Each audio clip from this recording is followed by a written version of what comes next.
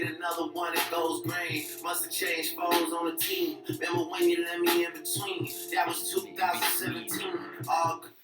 Remember when you let me in between? That was 2017. When she was 15. Right, Drake? Am I right? Come on, everybody. Welcome, everyone, to another episode of the Ploppy Podcast. I was a bad fucking kid. And I mean bad kid. So I thought it'd be fun to revisit some of those old stories and just tell them to you guys so you guys know what kind of piece of shit I really am. Okay, my idea was I was going to go on Reddit and see what stories people had out there and see if they were better or worse than mine. What is the most trouble you got in as a kid? There was a drought in 1989. That was also the year my brother taught me how to make small Molotov cocktails with baby food jars. We set 6 acres on fire. This is what I'm talking about, baby. We got our asses beat and we were grounded until school started. I think this was grade 5 or 6, and there was construction going on behind our houses, right? And there was these big, massive, tractors and bulldozers. So they're doing the landscaping, essentially. So it was just dirt everywhere. And I remember it had been a really rainy day. And so the day after, there was these huge chunks of mud and dirt hanging off of the gears that were on these bulldozers. We thought a fun game as kids were to throw rocks at the gears. Fun to knock off these big pieces of mud. One of my friends throws a rock and it goes a little bit too high. And we all see it going towards the window and we're like, ah! But it hits the window and just bounces right off of it. Nothing at all happens. And so we were kind of surprised. Kenny told us, yeah, I read somewhere that those have to be bulletproof because what if, a load of rocks and everything tips over onto the bulldozer, right? It has to be bulletproof glass. It has to be able to withstand all that thing so the driver's not killed. Kenny was one of these kids who lied so well that you just believed it. So then the game began, let's throw rocks at the windows. And to its credit, that bulldozer window really held up. But we were throwing tiny little pebble-sized rocks. Kenny grabs a baseball-sized rock and he ran up to it and whipped it at it. And sure enough, went right through the fucking window. And we just lost our minds. We all ran away. Kenny pulled me back. Wait. My fingerprints are on that rock. The police are going to find out and take me to jail. And so he convinced me, the skinniest kid at the time, to crawl through this broken window and to retrieve the rock that had been in the bulldozer. By the way, we didn't know about fingerprints and everything. We thought the police had fingerprints and he just Batman, just uploaded into a computer and it was just found. Then we go back home and then Kenny goes, wait a minute. Now, because you went in there, your fingerprints are probably all over that bulldozer. So they're going to think that you did it. I start freaking out and Kenny goes, listen, there's some older kids and they've gotten in trouble for vandalism before. If we make this look like a repeat accident or a repeat, offense, we're not going to get in trouble. The older kids are going to basically take the rap for what we did. I said, so tell me what to do, Kenny. And Kenny goes, we have to break every fucking window on that bulldozer. So we go back and we start breaking every single window on the bulldozer. And it's hard work breaking these windows and, trying to get all the way through. And, we're really trying. I think the thing had a good 10 to 15 windows. It was crazy.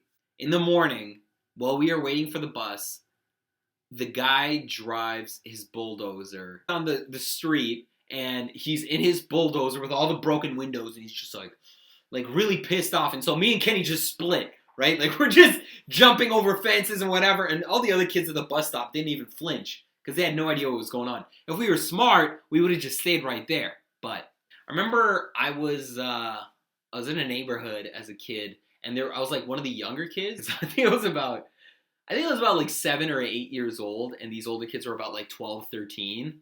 And we'd go to the convenience store and we wouldn't have any money. So the older kids would be like, hey, watch this. And they'd put a Snickers bar or something in their pocket, or they'd run out, and the shop owner would chase them out. Until the older kids eventually got banned from going to that store, and so they started telling us to go in and steal for them. I was wearing cargo pants.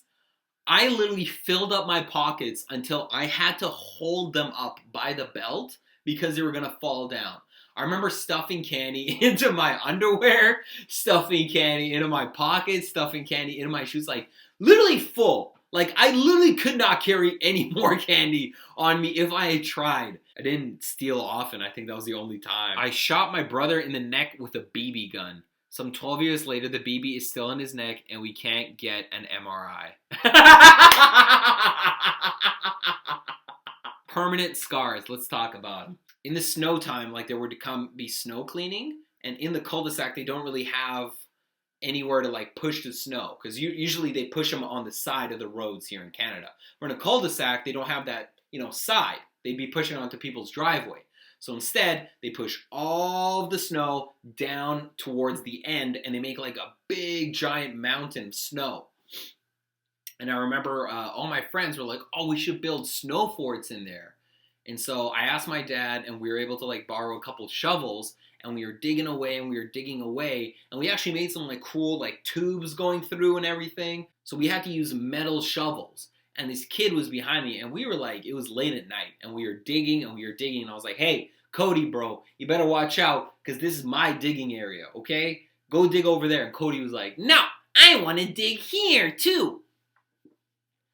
I don't want to tell you, Cody, I'm not moving. This is my digging spot. And Cody's like, well, I'm not fucking moving. And I was like, all right, fine. And so I started shoveling. I kept shoveling. And all of a sudden, I go to throw some backwards, and I hear a bonk, and I hear a clang, and I hit Cody right in the fucking face with a metal shovel that had been sharpened on the ice. Kid immediately falls to the floor. I'm pretty sure his parents had to take him to the hospital. And I wasn't allowed to see Cody after that. And shortly after, we just moved. Oh, but I do remember we went back to the neighborhood because it was a nice neighborhood next door, and you could get the full-size candy bars for Halloween. And Cody recognized me and came over and was like, oh, hey, friend, how's it going?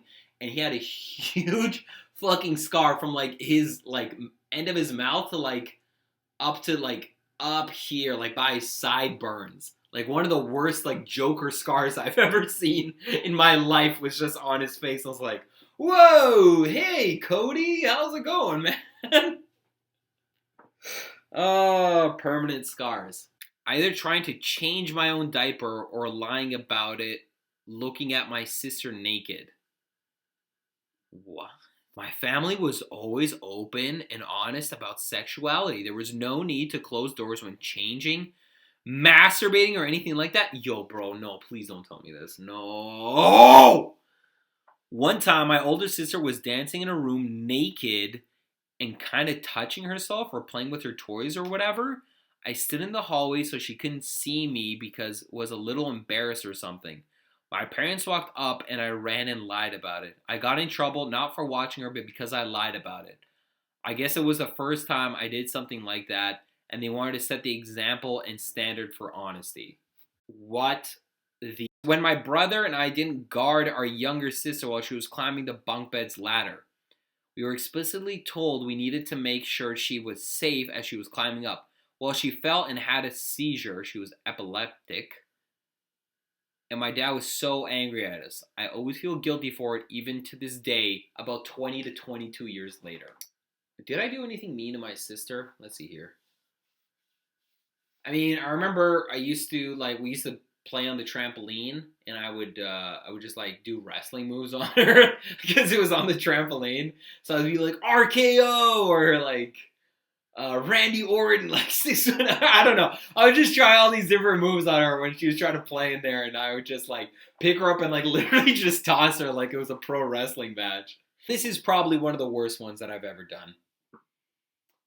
I was in Romania for summer vacation, and in Romania, it was a rural town, and you didn't have a lot to do, right? So all the kids thought it would be fun to go to the dump where they burnt garbage because there wasn't all these, burying of garbage. It was just burning of garbage there. and we would collect different like spray cans and different things to throw into these fires to watch them go boom. Anyways, we're going around and we actually have a pretty good collection going. We found Axe body spray. We found, what was it, some like bleach bottles. We found like aerosols, like Febreze cans. And then I remember at the bottom of this pit, I saw this huge container of this like anti-mosquito spray. The only problem was that it was in a really deep ditch and there was a dead horse in there. That's what they did in the country. They didn't have, time to, I don't know, burn the horse, so they were just going to bury it, right? And so I told my friend, hey, I'll hold on to your hand and I'll just like style, and I'll lower you down into the hole and you go get that mosquito spray. And the kid goes down. This is so bad because he trusted me. The kid goes down, I lower him down, and I'm like, yo, hand me the mosquito spray first. I swear to God, this is right out of Lion King when he's like, Mufasa! The kid hands me the mosquito spray, and as he goes to hold on to my hand, I just go, nope. He slips, goes to fall, stretches out his hands to break his fall, and goes shoulder deep into the dead horse. I think the horse was there for like a couple of weeks because it was like rotten and it just stunk so bad. And what happened with that giant mosquito spray can, you might ask? Well, we saved the best for last. So we threw in the bleach bottle. That kind of did a little pop and we're like, okay, that was pretty cool. We threw in the Axe body spray and the lid just like came off and was like just a blue flame. It was like like a flamethrower. It was just awesome. And so I tell my friends, time for the big mosquito can. And so we throw that one on there and we all run like, 10 meters back and like hide behind this like pillar, this concrete pillar. It was one of the biggest explosions that I have ever heard. And I remember I just hit the floor in just a moment of panic. And I remember there were shards of metal that actually flew and hit the concrete bunker where the kids were hiding behind. And it had left like a crater in the earth with how big of an explosion it had. Oh, good times. Good times as kids. If you guys have a story like that or when you got in trouble, comment down below. Comment below. And if you like this video, like it. If you don't, comment down below and tell me how much it sucked. Thank you for watching this episode of the Ploppy Podcast. And I knew I'd fuck that up somehow.